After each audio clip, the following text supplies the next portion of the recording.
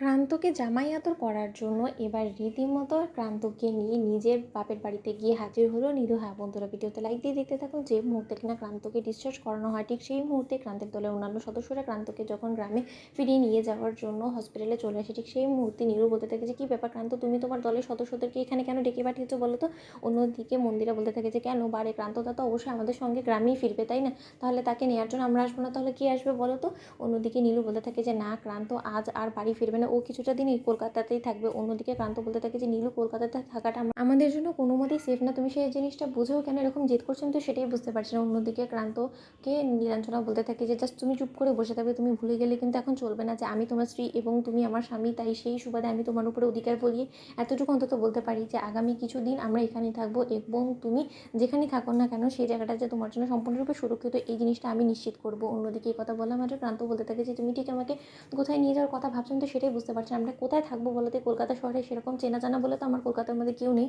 অন্যদিকে নীরু বলতে থাকে যে, কেন তোমার কেউ নেই বলে যে আমারও নেই সেরকমটা তো নয় তাই না, তুমি তো সসম্মানে আমার বাড়িতে যাবে এবং তোমাকে আমি জামাই আদর সেখানেই করাবো, এই আমি তোমাকে কথা দিয়েছিলাম এবং সেই কথাটাই আমি রাখবো। অন্যদিকে ক্রান্ত বলতে থাকে যে, নীরু মিছিমিছি সেই বাড়িতে গিয়ে আমি কোনো মতে নিজের অসম্মান করাতে চাই না এবং তার থেকেও বড় কথা, কোনো মতে আমি সেখানে গিয়ে অশান্তি বাড়াতে চাই না। তাদেরকে তাদের হালে ছেড়ে দাও না, যখন কিনা তুমি খুব ভালো করে জানো যে কেউ আমাদের বিয়েটা মেনে নেয়নি এবং আমাদের সম্পর্কটাকেও কেউ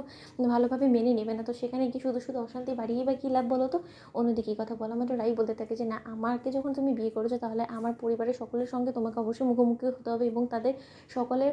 মুখে ছাই দিয়ে তোমাকে নিজেকে প্রমাণ করতে হবে এবং যতক্ষণ পর্যন্ত না তুমি তাদের যোগ্য বলে নিজেকে প্রমাণ করতে পারছো ততক্ষণ পর্যন্ত তাদের নাকের ডগায় তোমাকে থাকতে হবে এবং তুমি যদি আমাকে ভালোবেসে থাকো তাহলে তুমি কোনো মতেই সেই কথাটা কিন্তু এড়াতে পারবে না ক্রান্তই, আমি তোমাকে বলে রাখলাম। অন্যদিকে ক্রান্ত বলতে থাকে যে, নীলু তুমি মিছিমিছি জেদ করছো, এবার ও বাড়িতে যাওয়ার পর তোমার পরিবারের লোকেরা যদি আমাকে সেখান থেকে ঘাড় ধাক্কাতে বার করে দেওয়ার চেষ্টা করে তখন তুমি কী করবে, কী করে ওদের বিরুদ্ধে রুখে দাঁড়াবে। অন্যদিকে নীলু বলতে থাকে যে, এতই সহজ নাকি, কারণ সে বাড়িতে আমারও একটা অংশ আছে এবং আমি আমার সেই অংশের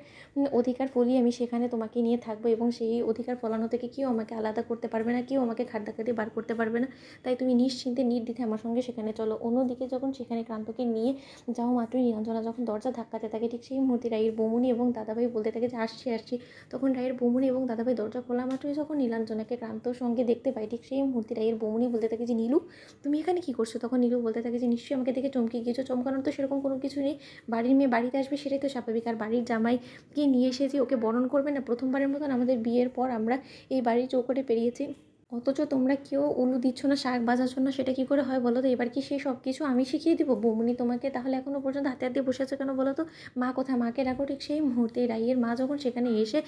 নীলুকে ক্রান্তের সঙ্গে দেখতে পাই, ঠিক সেই মুহূর্তে বলতে থাকে, যেখানে কেন তো বন্ধু লাগে আমি সেটা